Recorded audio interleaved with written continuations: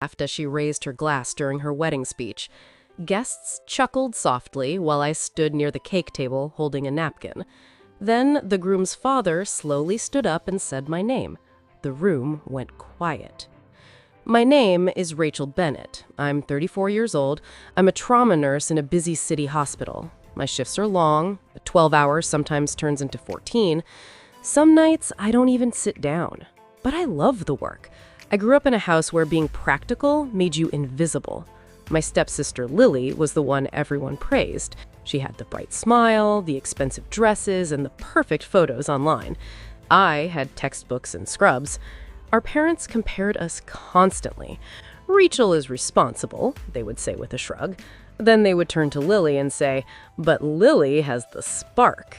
It was like my life was useful but never exciting enough for them. At family parties, I was the one who helped when someone felt sick. I brought medicine, I checked blood pressure. But once the problem was solved, people moved on like I was furniture. Lily chased glamorous things. Big birthday dinners, weekend trips, social media followers. Meanwhile, I chased something quieter. I paid off student loans. I studied late at night. I helped strangers survive their worst moments. I wasn't rich or glamorous, but I had something they never understood: discipline, reputation, and people outside that house who respected what I did. If you have ever felt underestimated because of your job or where you started, then you probably understand exactly how I felt. Sometimes people decide your value before they even know you. If that has happened to you, consider subscribing and joining this community. I would love to hear your story. Has anyone ever treated your hard work like it didn't matter? If so, hit like and click hype before we continue. That evening, I arrived at the wedding reception straight from the hospital. I had barely enough time to change into a simple blue dress in the locker room. The ballroom smelled like roses and fresh bread from the buffet tables. Soft music drifted through the speakers while guests filled the round tables. Lily stood near the entrance, greeting everyone like a celebrity. When I walked up, she glanced at me quickly. "Oh, you made it," she said. No hug, no smile. Then she turned to greet someone else. I took a seat quietly.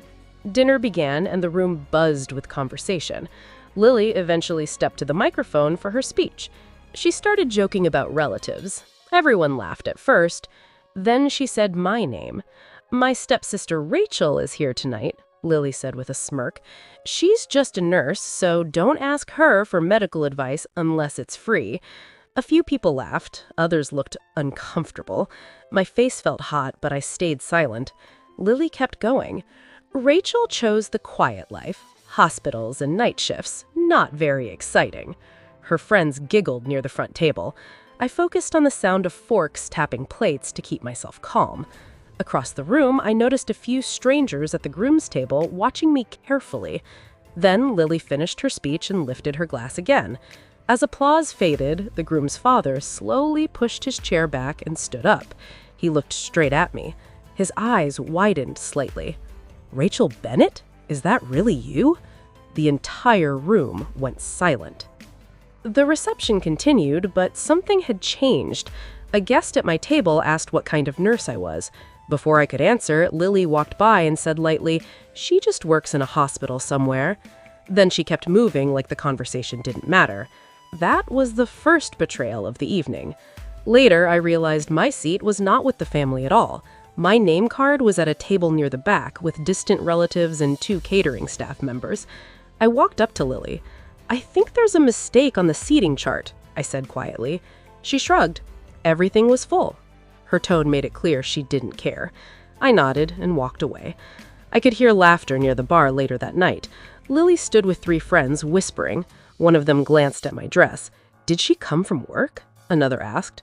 Lily laughed. "Probably. Rachel lives at that hospital." Their voices carried across the room.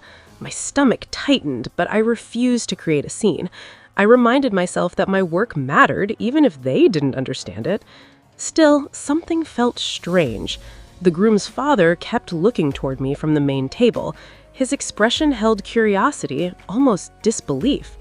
Every time our eyes met, he studied my face like he was searching his memory. I began to feel a quiet tension building in the room. Months earlier, there had been a night shift I would never forget.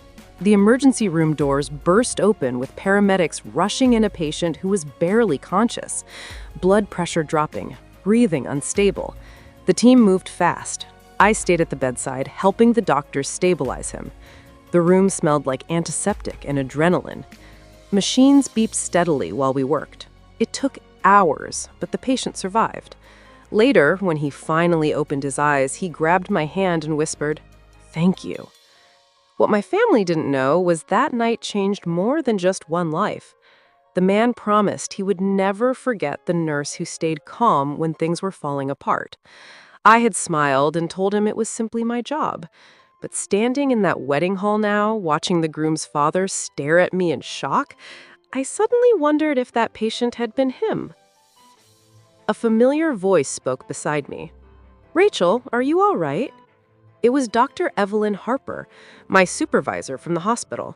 She had attended the wedding because she knew the groom's family. Her presence surprised me.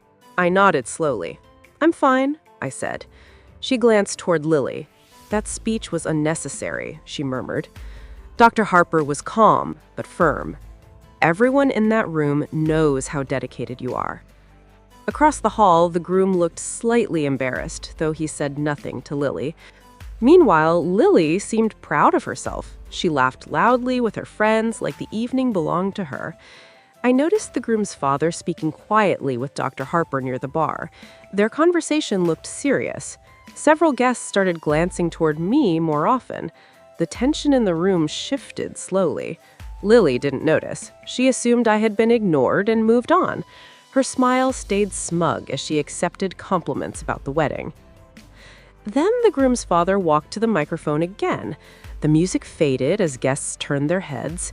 He cleared his throat. "Before the next toast," he said, "I need to say something." His voice carried across the ballroom. He turned toward me. "A few months ago, I was in a hospital fighting for my life." The room grew quiet. "There was a complication during surgery," he continued. "Things got very bad, very fast." I felt my pulse quicken. He looked directly at me. One nurse refused to give up that night. She kept everyone calm and focused. He pointed toward my table. That nurse was Rachel. A wave of whispers spread through the crowd. My stepsister's smile froze. The man continued speaking. "Her quick decisions helped the doctor stabilize me. Without her, I would not be standing here watching my son get married today." He gestured for me to come forward. My legs felt heavy, but I walked to the front slowly. He shook my hand firmly. "Thank you for saving my life," he said. The room erupted into applause. I could hear chairs moving as guests stood up. Lily stood beside the cake table, completely silent. I thanked him quietly and returned to my seat. Several guests approached me afterward with kind words. For the first time that evening, people asked about my work with genuine respect. Lily avoided looking at me for the rest of the reception. She stayed near the dance floor, pretending nothing had happened. Eventually, I slipped out of the ballroom and into the cool night air. The city lights reflected off the wet pavement outside. I felt calm. Real respect does not come from loud applause or family approval. It comes from living with integrity when nobody is watching. I walked to my car feeling lighter than I had all evening. They tried to make me feel small, but truth has a way of standing up by itself. If someone has ever embarrassed you in front of others or treated your hard work like it meant nothing, please know you are not alone. Share your story in the comments. I would truly like to read it. Consider subscribing if you want to hear more stories about standing up to disrespect, and click hype to help the story reach others who might need it. Your story has power. If you felt a connection to mine, please subscribe and share your journey in the comments. Every hype helps someone else realize they are not alone. Thank you for listening.